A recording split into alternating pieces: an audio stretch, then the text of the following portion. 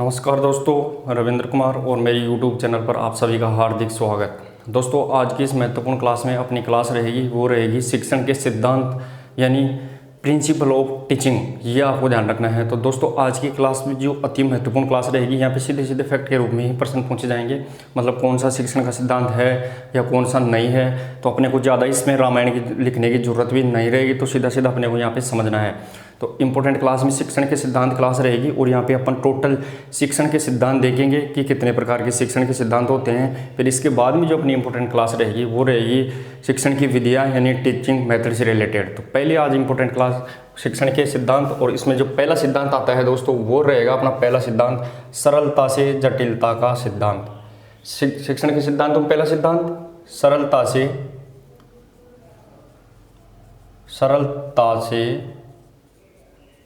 जटिलता का सिद्धांत सरलता से जटिलता का सिद्धांत, ये आता है अपना पहला सिद्धांत। दोस्तों देखिए दोस्तों, पहला सिद्धांत है सरलता से जटिलता का सिद्धांत। इसमें क्या होता है ये आपको ध्यान रखना है। अब इसमें नाम में ही छुपा है सब कुछ कि सरल, फिर उसके बाद में जटिल। तो शिक्षण के सिद्धांत में पहला शिक्षण का सिद्धांत रहेगा अपना सरलता से जटिलता का सिद्धांत। और उसमें क्या होता है, तो शिक्षा के अंतर्गत जो क्रियाएं सिखाई जाती हैं, कोई भी शारीरिक शिक्षा के अंतर जो क्रिया सिखाएंगे वो सबसे पहले क्रिया सरल सिखाई जाएगी, फिर उसके बाद में ही जटिल क्रियाओं को सिखाया जाना चाहिए। ये पूछा गया है। यानी सरलता से जटिलता की ओर पहले सरल क्रियाओं को सिखाओ, फिर धीरे धीरे आगे आगे आगे बढ़ते बढ़ते जटिल क्रियाओं को सिखाओ, ये बताया जा रहा है। तो शिक्षण के सिद्धांत में पहला शिक्षण का सिद्धांत सरलता से जटिलता का, तो इसमें यही पूछा गया है कि इसमें पहले सरल क्रियाओं को सिखाया जाना चाहिए, फिर जटिल क्रियाओं को सिखाया जाना चाहिए। ऐसा नहीं कि पहले जटिल को सिखा दिया डायरेक्ट ही फिर सिखाएंगे अपन सरल क्रियाओं को, ये बिल्कुल भी पॉसिबल नहीं होगा। क्योंकि बच्चे होते हैं, कोई भी खिलाड़ी होता है तो उसको पहले अपन बेसिक स्टेप बताएंगे, फिर उसके बाद में ही अपन उसको एडवांस स्टेप बताएंगे। तो ये होता है शिक्षण का सिद्धांत सरल से जटिलता का सिद्धांत। दूसरा, ये क्रमबद्धता के काम अनुसार काम करता है। क्रमबद्धता के क्रम है, क्योंकि पहले सरल क्रिया सिखाएंगे, फिर उसके बाद में थोड़ी सी हार्ड क्रिया, फिर और हार्ड, लास्ट में सबसे हार्ड क्रिया सिखाएंगे। तो ये क्रम से हो गया। तो ये क्रमबद्धता का सिद्धांत भी होता है।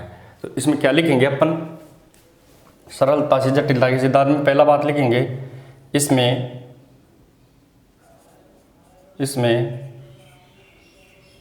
सबसे पहले सरल क्रियाओं को सिखाना चाहिए। सरल क्रियाओं को सिखाना चाहिए। अगला पॉइंट कौन सा निकल के आएगा, पहले इसमें सबसे पहले सरल क्रियाओं को सिखाया जाना चाहिए, फिर इसके बाद जटिल क्रियाओं को सिखाना चाहिए। ये भी अपने को ध्यान रखना। आगे अगला फैक्ट कौन सा आएगा, इसे क्रमबद्धता का सिद्धांत भी कहा जाता है, या क्रमबद्धता का सिद्धांत भी कहा जाता है। अब देखिए दोस्तों, इसमें अपन को ज़्यादा कुछ नहीं लिखना, बस 3 ही लाइनों में अपना पहला सिद्धांत कंप्लीट हो गया।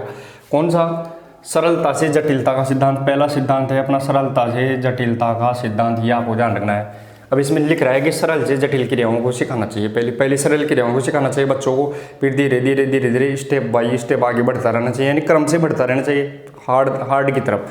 तो इसमें सबसे पहले सरल क्रियाओं को सिखाना चाहिए, इसके बाद जटिल क्रियाओं को सिखाना चाहिए। इसे क्रमबद्धता का सिद्धांत भी कहते हैं। किसको, सरलता से जटिलता के सिद्धांत को क्रमबद्धता का सिद्धांत। अब एग्जाम्पल के तौर पर देखें अपन इसको, तो एग्जाम्पल के तौर पर बताऊँ मैं आपको, सीधा सीधा इसमें निकल के आएगा दोस्तों। मान लो कोई खिलाड़ी है, वो फुटबॉल का खिलाड़ी है, या फिर डायरेक्ट वो मान लो बास्केटबॉल का खिलाड़ी है।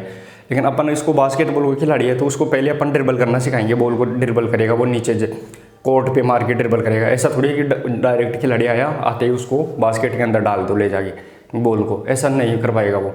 उसको नियम सिखाएंगे अपन सबसे पहले कि ऐसे ड्रिबल करते हैं, आगे बढ़ते हैं, एक दूसरे को पास देते हैं, फिर उसको क्रॉस करके फिर अपन बास्केट के ऊपर जाते हैं। ये स्टेप बाय स्टेप सिखाएंगे। ऐसा नहीं कि आते ही बॉल पकड़ के डायरेक्ट बास्केट में डाल दे, तो ये पॉसिबल नहीं होगा। तो ये पहला सिद्धांत निकल के आ गया यहाँ पे, सरलता से जटिलता का सिद्धांत। दूसरा अपना सिद्धांत रहेगा दोस्तों, वो दूसरा इंपॉर्टेंट सिद्धांत रहेगा अपना, वो रहेगा अंश से संपूर्ण का सिद्धांत। अंश से संपूर्ण का सिद्धांत। अंश से संपूर्ण का सिद्धांत। अंश से संपूर्ण का सिद्धांत। अब इसे इंग्लिश में अपन बोलेंगे part to whole method. Part to whole method. Part to whole method. Part to whole method. अब देखिए दोस्तों, इसमें क्या होता है, अंश से संपूर्ण का सिद्धांत, ये भी इंपॉर्टेंट है दोस्तों। तो इसमें क्या होगा, अंश से संपूर्ण, इसमें लिख रहा है पहले अंश फिर संपूर्ण होना चाहिए। तो इसमें क्रियाओं को सबसे पहले छोटे छोटे भागों में डिवाइड करके यानी विभाजित करके सिखाना चाहिए। फिर उसके संपूर्ण को छोटे छोटे भागों को सिखा दिया एक एक बार, फिर उसके सभी भागों को एक साथ दोबारा से सिखाना चाहिए। तो इसका मतलब पहले क्रिया को छोटे छोटे भागों में सिखाएंगे, फिर सब पूरे भागों को एक साथ मिला के कंटिन्यू फिर सिखाएंगे एक साथ। तो अंश में पहले क्रिया को अंश में, फिर उसको वापस एक साथ, तो संपूर्ण। तो अंश से संपूर्ण का सिद्धांत हो गया।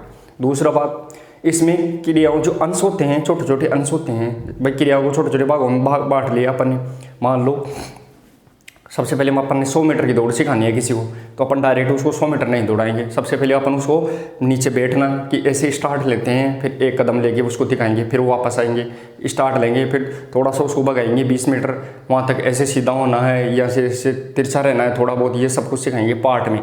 फिर उसको सारी पार्ट को सिखाने के बाद में अपन उसको वापस से डायरेक्ट 100 मीटर की दौड़ दौड़ाएंगे, तो वो कंप्लीट करेगा उसको एक साथ।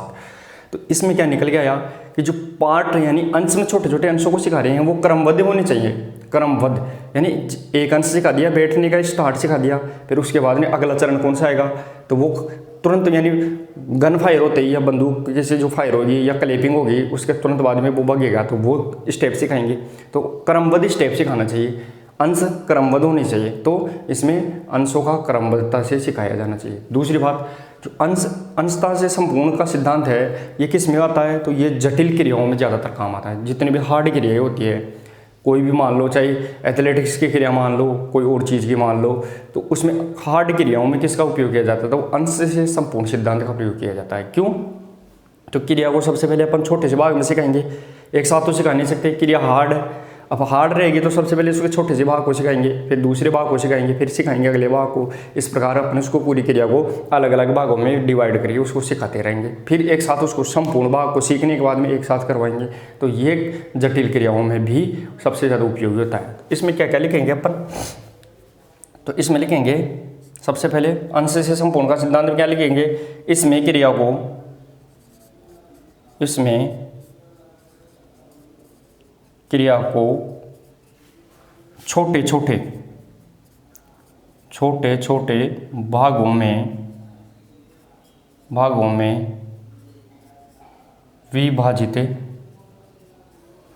विभाजित करके सिखाया जाता है।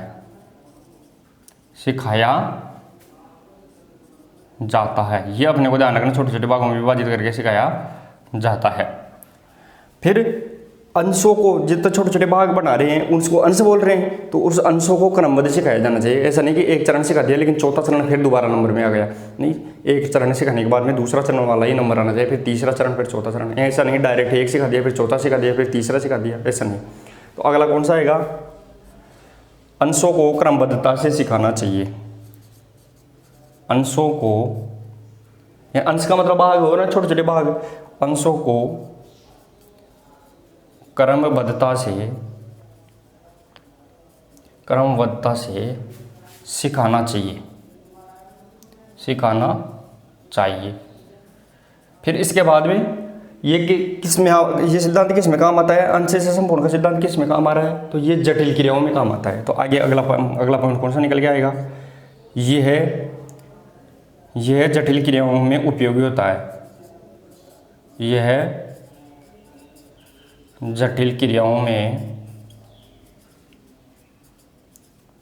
उपयोगी होता है, उपयोगी होता है। ये अपने को ध्यान रखना है। तो दोस्तों इस प्रकार अपन ने 2 सिद्धांत कंप्लीट कर लिए। आपको बस इन लाइनों का ही, इन जो वन लाइनर लाइन है इनमें से ही प्रश्न बनेंगे, इससे ज़्यादा कुछ भी नहीं होगा। आपको सीधा सीधा सिद्धांत का नाम याद और उसकी 2-3 लाइनें डेफिनेशन का तौर पर याद रखनी है और कुछ भी नहीं है।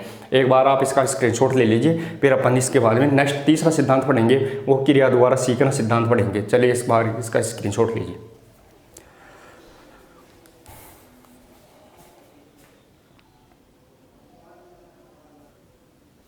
चलिए दोस्तों तीसरा अपना सिद्धांत आएगा, वो आएगा तीसरा सिद्धांत क्रिया द्वारा सीखना।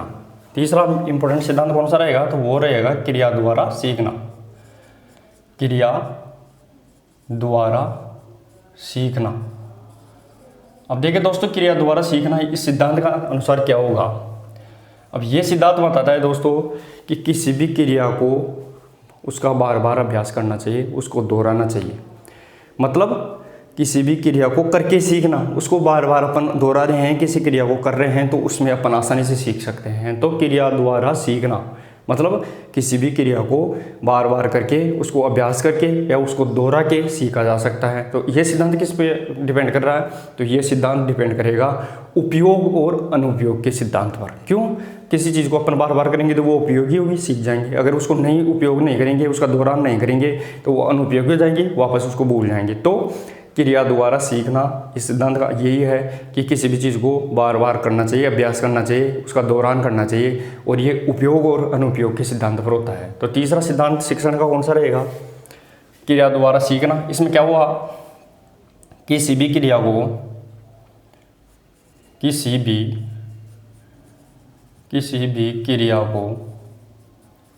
क्रिया को अभ्यास, किसी भी क्रिया को अभ्यास या दोहरान होना आवश्यक है। मतलब किसी भी क्रिया का क्या होना चाहिए, अभ्यास होना चाहिए या उसका दोहरान होना चाहिए। क्योंकि क्रिया द्वारा करके सीख रहे हैं, बार बार अपन किसी क्रिया को करेंगे, अभ्यास करेंगे, दोहरान करेंगे तो ही सीख पाएंगे उसको। अगला यह सिद्धांत उपयोग और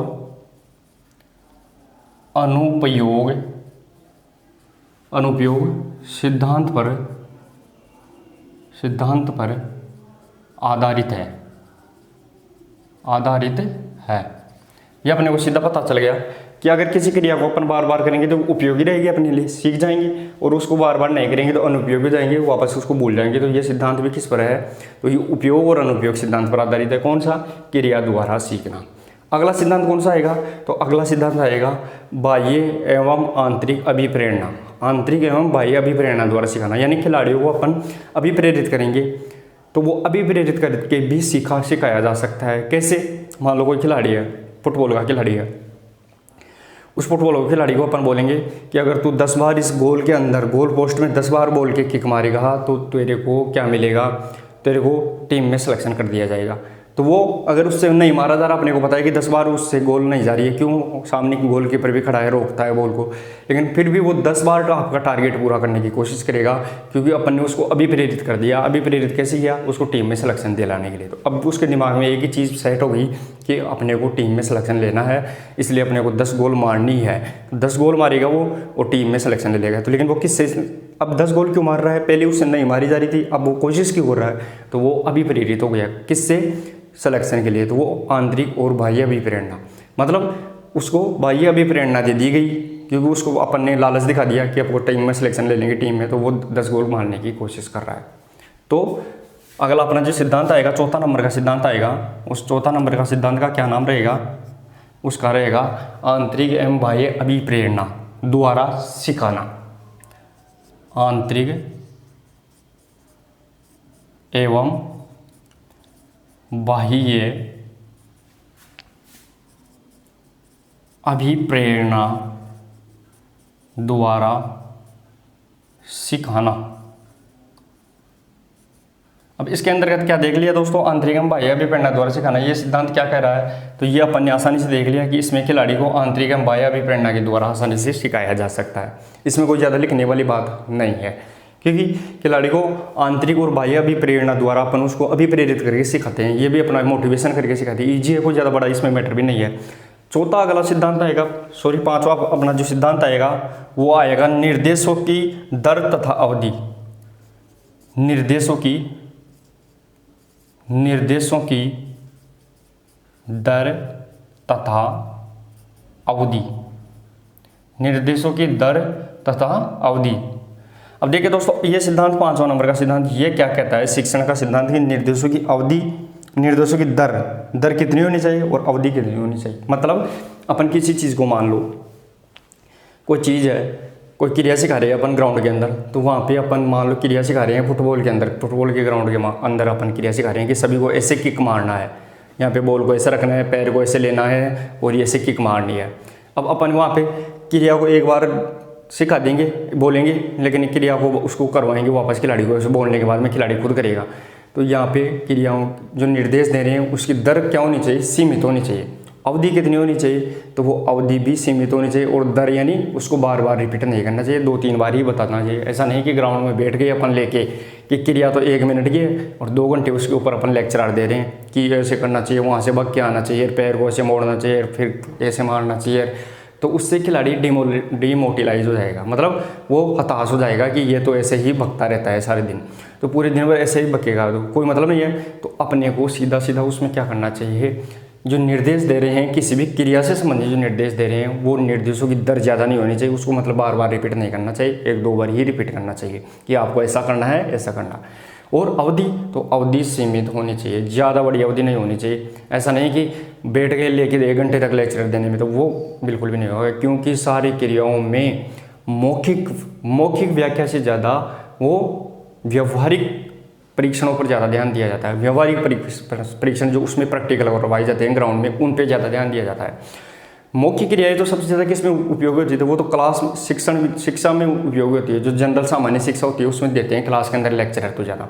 अपने को शारीरिक शिक्षा के अंदर क्या देते हैं, तो वो क्रियाओं को तो प्रैक्टिकल यानी व्यवहारिक रूप से उनका प्रदर्शन ज़्यादा किया जाता है, मौखिक रूप से उनके बारे में बताया कम जाता है। ये अपने को ध्यान रखना है। तो तीसरा कौन सा निकल के आ गया, 5वां सिद्धांत है निर्देशों की दर तथा अवधि। तो इसमें क्या लिखेंगे, इसमें लिखेंगे कि निर्देशों की दर सीमित होनी चाहिए, क्रिया से संबंधित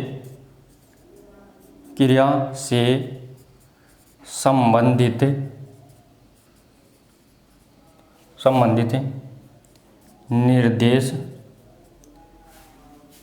सीमित होने चाहिए।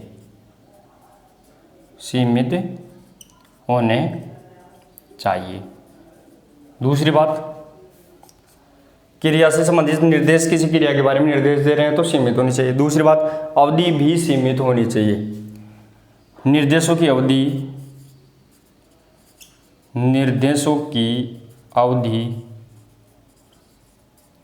भी सीमित होनी चाहिए। आगे तीसरा पॉइंट कौन सा निकल के आएगा, इसमें आगे पॉइंट निकल के आएगा, क्योंकि शारीरिक शिक्षा में मौखिक व्याख्या से ज़्यादा व्यवहारिक प्रदर्शन पर ज़्यादा ध्यान दिया जाता है। क्योंकि शारीरिक शिक्षा में मौखिक यानी अपन किसी क्रिया के बारे में लेक्चर दे रहे हैं तो मौखिक व्याख्या से ज़्यादा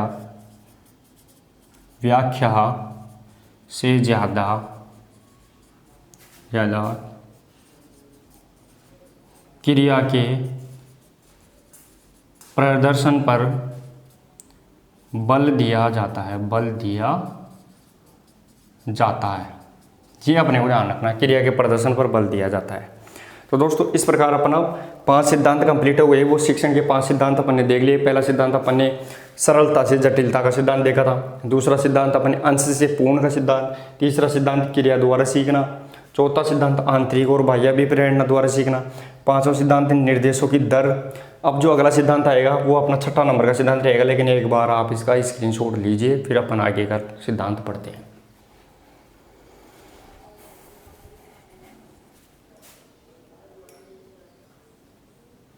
चलो दोस्तों, अब अपना 6 नंबर का सिद्धांत आता है, वो आएगा पहचान। पहचान। अगला अपना शिक्षण का सिद्धांत कौन सा है? तो अगला अपना शिक्षण का सिद्धांत है पहचान। अब देखिए दोस्तों, यहाँ पे पहचान क्या होती है। पहचान से मतलब होता है कि खिलाड़ियों को उनके प्रयासों के जो प्रयास कर रहा है खिलाड़ी, उन प्रयासों को उनसे यानी उनको वो करवाना चाहिए, आभास करवाना चाहिए। तो मतलब खिलाड़ी को उनके प्रयासों का क्या करवाना चाहिए? आभास करवाना चाहिए कि तू ऐसा कर पा रहा है, उनको विश्वास दिलाना चाहिए। कभी कभी खिलाड़ी क्या होता है, प्रदर्शन सही नहीं कर पाता है बिल्कुल भी ग्राउंड में। मान लो अपन फुटबॉल की बॉल के किक मार रहा है तो वो सही नहीं मार रहा बार बार, लेकिन फिर भी अपन उसको क्या कर रहे हैं कि बहुत अच्छा मार रहा है, तू बहुत शानदार खेल रहा है, अच्छा मार रहा है, बहुत गजब की बॉल जा रही है। तो इससे वो खिलाड़ी ऐसा सोचेगा कि यार मैं हाँ ठीक कर रहा हूँ। इसका मतलब उसके पहचान, उसके प्रयासों की पहचान करवा दिया अपन ने उसको, अपने उसके प्रयासों की पहचान करवा दिया, जिससे क्या हुआ, उसमें विश्वास आएगा, रुचि बढ़ेगी।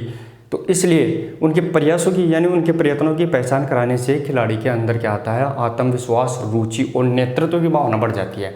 तो ये उसके पहचान करवाना चाहिए, उसकी अपनी खूबी, उनकी खुद की विशेषता का पहचान करवाना चाहिए। तो अगला सिद्धांत कौन सा आ गया? पहचान। इसमें क्या लिखेंगे अपन? खिलाड़ी को उनके प्रयासों की पहचान करवाई जानी चाहिए। उसके प्रयासों की पहचान, प्रयास का मतलब वो बार बार ट्राई कर रहा है किसी भी चीज़, तो उसकी विश्वास दिलाना चाहिए कि तू बहुत शानदार कर रहा है, अच्छा कर रहा है, ये कर रहा है, वो कर रहा है, उसको अभी प्रेरित, तो उसको प्रयासों की पहचान करवाना चाहिए। प्रयासों की पहचान कराने से क्या होता है, खिलाड़ी में आत्मविश्वास, रुचि और नेतृत्व की भावना जाग जाती है। प्रयासों से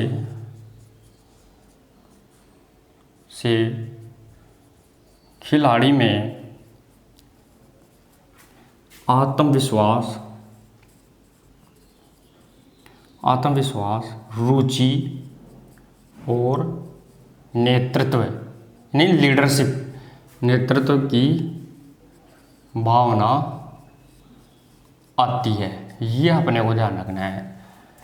तो प्रयासों से खिलाड़ी में आत्मविश्वास, रुचि और नेतृत्व की क्या आती है, तो वो भावना आती है। ये भी अपने को ध्यान रखना है। तो 6ठा नंबर का अपना जो कौन सा सिद्धांत है, 6ठा नंबर का अपना सिद्धांत पहचान करवानी चाहिए खिलाड़ी को, उसकी पहचान करवानी चाहिए, उसके प्रयासों को विश्वास दिलाना चाहिए। तो शिक्षण का सिद्धांत पहचान। अगला जो अपना 7 नंबर का सिद्धांत आएगा वो आएगा शिक्षण विधियों का शारीरिक क्रियाओं में उपयोग या प्रयोग।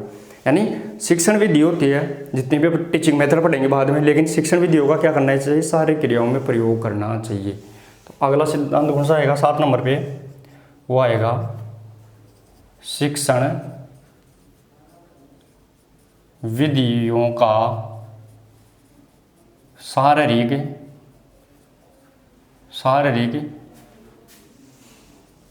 क्रियाओं में प्रयोग। तो अगला सिद्धांत कौन सा है 7 नंबर का, शारीरिक क्रियाओं में क्या होना चाहिए, शिक्षण विधियों का प्रयोग होना चाहिए। इसका मतलब क्या हुआ, इसका मतलब सीधा सीधा यही निकल के आया कि जितनी भी अपन शिक्षण उसको कुछ भी सिखा रहे हैं, कोई क्रिया सिखा रहे हैं, तो उस क्रिया के अनुसार ही शिक्षण विधि का चयन करना चाहिए। ऐसा नहीं फुटबॉल में सिखा रहे तो अपन ड्रिबल और उसको बता रहे हैं क्रिकेट की बातें, तो ये नहीं होगा, गलत हो जाएगी शिक्षण विधि। तो जो क्रिया सिखा रहे हैं उसी क्रिया के अनुरूप ही शिक्षण विधि का चयन करना चाहिए। तो इसमें क्या होगा, इसमें अपन लिखेंगे शिक्षण विधियों का शारीरिक क्रियाओं में प्रयोग। इसमें क्या लिखेंगे कि क्रिया के अनुरूप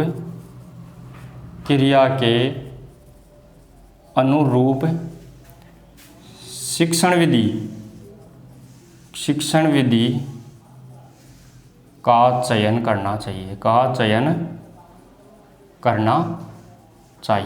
ये अपने को ध्यान रखना है। तो जो क्रिया सिखा रहे हैं उसके अनुरूप ही शिक्षण विधि का चयन करना चाहिए। क्यों सिखा, तो अपन बता दिया ना आपको, ड्रिबल सिखा रहे हैं, फुटबॉल की बातें बता रहे हैं, उसको अपन क्रिकेट की, तो क्या मतलब होगा, वो शिक्षण विधि गलत होगी, कोई मतलब ही नहीं। लेकिन क्रिया के अनुरूप शिक्षण विधि का चुनाव करना चाहिए। ये कौन बता रहा है, ये भी शिक्षण का सिद्धांत ही है। अब जो अगला सिद्धांत आएगा वो आएगा अपना अगला सिद्धांत सीखने वाले की क्षमता, सीखने वाले की क्षमता। तो इसमें अगला सिद्धांत कौन सा है? सिद्धांत नंबर 7 के बाद में 8, वो आएगा सीखने वाले की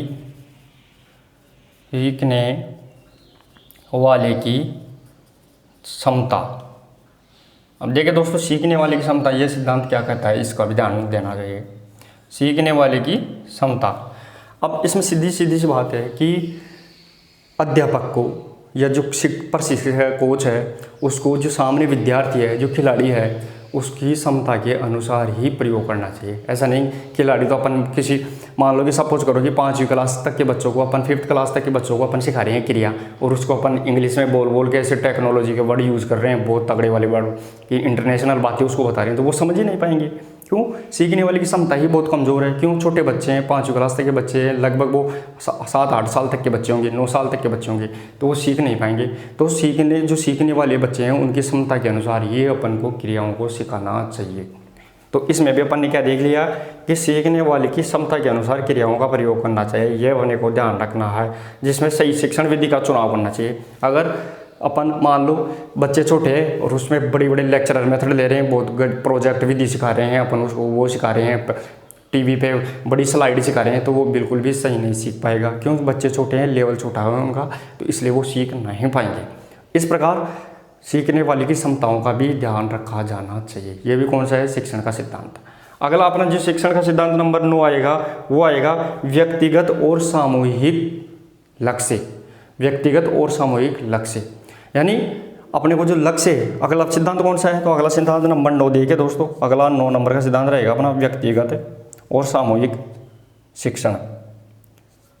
व्यक्तिगत और सामूहिक शिक्षण, व्यक्तिगत और सामूहिक शिक्षण, ये अपना अगला सिद्धांत है। अब देखिए दोस्तों, इस सिद्धांत में क्या है? व्यक्तिगत और सामूहिक शिक्षण के अंतर्गत, तो इसमें भी वही काम होगा दोस्तों। व्यक्तिगत और सामूहिक शिक्षण में क्या होता है कि अपने को जो लक्ष्य बना रखा है किसी क्रिया को सिखाना, तो चाहे अपने पास 10 बच्चे हैं तो 10 बच्चों को भी वही क्रिया सिखाएंगे, और अगर उनमें से एक बच्चा कमज़ोर है तो उसको भी वही क्रिया सिखाएंगे। ऐसा नहीं होना चाहिए कि उनमें से अपने जो पसंदीदा खिलाड़ी है उनको तो अपन एक्स्ट्रा बातें बता रहे हैं और बाकी बच्चों को अपन बता ही नहीं रहे, तो वो ऐसा नहीं होना चाहिए। चाहे वो व्यक्तिगत हो और चाहे सामूहिक हो, सबका शिक्षण का लक्ष्य, वो सभी को एक जो क्रिया सिखाई जा रही है उन सभी का लक्ष्य एक ही होना चाहिए। ये आपको ध्यान रखना है दोस्तों यहाँ पे। तो इस प्रकार दोस्तों अपन ने लगभग 9 शिक्षण के 9 सिद्धांत पढ़ लिए हैं, और लगभग यहाँ से क्वेश्चन पुटअप हो ही जाता है। आपको ज़्यादा इसमें ध्यान देने की और एक्स्ट्रा बातों की जरूरत भी नहीं है। आपको कंसेप्ट क्लियर करने हैं, सिद्धांत कौन कौन से हैं, उनके अंदर जो बातें हैं वो कौन कौन सी है, क्योंकि सीधा ऐसे ही पूछा जाएगा कि किसी क्रिया को अगर अपन छोटे छोटे भागों में विभाजित करके सिखा रहे हैं तो कौन सा शिक्षण का सिद्धांत प्रयोग किया जाएगा, तो वहाँ पे अंश से पूर्ण का सिद्धांत का प्रयोग किया जाएगा। ये आपको ध्यान रखना है। इस प्रकार तो सभी सिद्धांतों को अपन ने जो 9 प्रकार के सिद्धांत देखे हैं, सरलता से जटिलता, अंश से संपूर्ण का सिद्धांत, क्रिया द्वारा सीखना, और फिर इसके आगे भी जो अपन ने सिद्धांत देखे हैं, उन सभी सिद्धांतों को अपनों को याद करना है, और उनसे जो संबंधित फैक्ट है वो भी अपने को याद करना है। इस प्रकार आज की अपनी जो क्लास थी वो छोटी क्लास ही रखेंगे अपन, क्योंकि फैक्ट टू फैक्ट जल्दी से याद होना चाहिए, वही अपना मकसद होगा। ज़्यादा छोटी बातें दिखाने से कोई मतलब भी नहीं होगा, क्योंकि टाइम भी कम बचा है और अपने को रिपीट भी ज़्यादा कोर्स को रिवाइज भी तो करना है। तो इस प्रकार अपने को छोटी क्लासों के माध्यम से सीधे आपको ज़्यादातर क्या करना है, आपको सीधा फोकस रखना है और सीधा सुनना है, क्योंकि आपके दिमाग में सेट बातें बैठनी चाहिए, वो आपके लिए मकसद इंपॉर्टेंट रहेगा। ज़्यादा फालतू रामायण देखने से कुछ भी नहीं होने वाला। आपको कंसेप्ट क्लियर होना चाहिए, और कंसेप्ट सीधे अगर आप जो बातें बता रहे हैं उसको अगर आप ध्यान से सुन रहे हैं तो वो कंसेप्ट आपका दिमाग में फिट हो जाएगा, ये मैं विश्वास दिलाता हूँ। तो शिक्षण के सिद्धांत अपन ने पढ़ लिए। इस 9 सिद्धांतों में से एक भी सिद्धांत आपको ऐसा नहीं है कि जो याद नहीं होगा, क्योंकि अपन ने इसकी बहुत ही अच्छी तरीके से इसका डेफिनेशन एनालिसिस किया है, तो ये याद हो जाएगा। अब दोस्तों अगली अपनी जो नेक्स्ट क्लास रहेगी वो रहेगी शिक्षण की विधियाँ, यानी टीचिंग मेथड, उनसे संबंधित। तो इसमें भी प्रश्न पूछा जाना निश्चित है, और अगली जो क्लास आएगी उसमें भी, क्योंकि अपन वो ही फिर पहले पढ़ रहे हैं जहाँ से 100% क्लियर प्रश्न पूछा ही जाता है। अदरवाइज सारी कोर्स में प्रश्न पूछे जाएंगे, लेकिन यहाँ पे जो प्रश्न अपन वो फैक्ट पहले ले रहे हैं जहाँ से निश्चित तौर पे अपने को पता है प्रश्न बनेगा ही यहाँ पे, तो वो फैक्ट पहले पढ़ेंगे। तो दोस्तों इस प्रकार अपनी आज की कंप्लीट क्लास हो जाती है। अगर क्लास आपको पसंद आई हो तो वीडियो को शेयर, लाइक और चैनल को सब्सक्राइब करें और बेल आइकन को प्रेस कर लें ताकि प्रत्येक महत्वपूर्ण क्लास का आप फायदा उठा सकें। और जो प्रतिदिन की अपनी शाम को जो प्रश्नोत्तरी होती है, जो 6-10 के लगभग अपनी शाम को प्रश्नोत्तरी होती है, उसमें भी आप जुड़ना ना भूलें, क्योंकि वहाँ भी अपने वो important person 40-50% daily important person करवाए जा रहे हैं, तो वो भी आपके लिए मजबूत रहेंगे। क्योंकि अपन लगभग एग्जाम तक अपना टारगेट रहेगा 3 से 4 हज़ार ऑब्जेक्टिव टाइप क्वेश्चन को कंप्लीट करना, और उनमें से लगभग अपना स्कोर रहेगा वो दोस्तों सीधा और सीधा 60-70% सीधे हूबहू बिना कुछ किए सीधे ऐसे कैसे मिलेंगे। तो अपना उससे भी आप जुड़ना ना भूलें। तो मिलते हैं दोस्तों कल एक नेक्स्ट क्लास के साथ, तब तक के लिए धन्यवाद।